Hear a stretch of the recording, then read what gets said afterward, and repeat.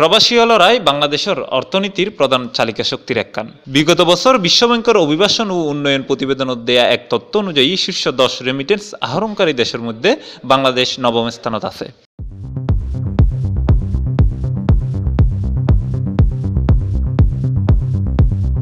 বিগত 2018 সালত বাংলাদেশের অর্থনীতিতে গুরুত্বপূর্ণ ভূমিকা পালন করছে এই রেমিটেন্স। বাংলাদেশ ব্যাংকের তথ্য অনুযায়ী 2018 সালত 1553 কোটি মার্কিন ডলার রেমিটেন্স আয় করছে বাংলাদেশ।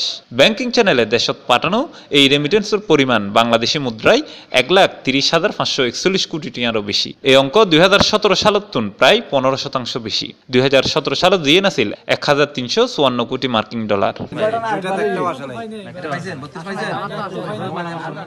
তবে বাংলাদেশত আইবের সময় বিমানবন্দরত বিভিন্ন সময়ে নানা ধরনের হয়রানির শিকার হয় এই প্রবাসী হল। এমনকি বিমানবন্দরত আইবের সময় রাস্তাঘাটত তারা ফরম পরে নানা ভোগান্তিত।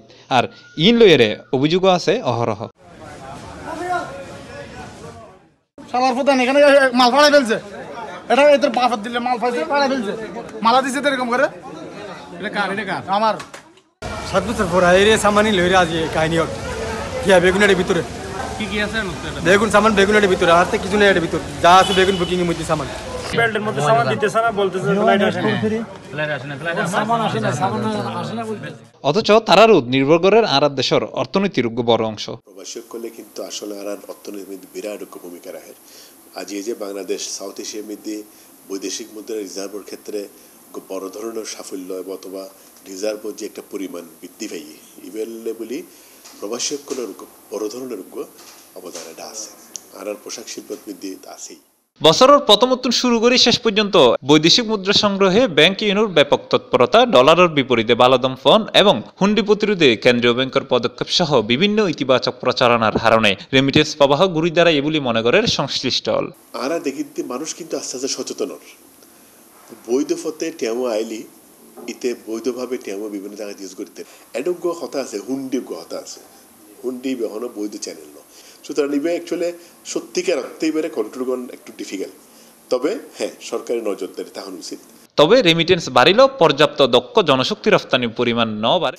ইতারা যদি সরকারের তর্ক প্রণোদনা পাই, যে সরকারের ঘোষণা করে যে বৈদেশিক করে টিয়া ফাটেন আর এই সুবিধা কেন দিই, ডলারের একটু বাড়াই দিই অথবা তার লোক প্রণোদনা এত পার্সেন্ট আর আগে এগোই ইবে করলে কিন্তু দেবেন দে ইতারা উৎসাহিত। তা আমি মনে করি সরকার হতে বিশেষ করি আর প্রবাসী ভাই যারা হষ্ট করে বিদেশের টিয়া পয়সা ইনকাম করেন তারা প্রণোদনা দিয়ে তারা যেন বৈধ পথে টিয়া আনিবেলে বলে উৎসাহিত হয় ইয়ার আর প্রদান করতে মানে ব্যবস্থা করা উচিত। ইয়ার দ্বারাই দেশ যেন উপকৃত হইব এন আর প্রবাসী ভাই বিভিন্ন হয়রানির মুক্ত হইব। দেশের সাথে ব্যাংকিং চ্যানেলে টিয়া ফাটাই পেলে দেশপ্রেমিক রেমিটেন্স যোদ্ধারে আরো বেশি উদ্বুদ্ধকরণ এবং পাশাপাশি তারারে ব্যাক ধরনের সুবিধা দিয়ন গান প্রয়োজন বলে মনে করেন বিশেষজ্ঞ।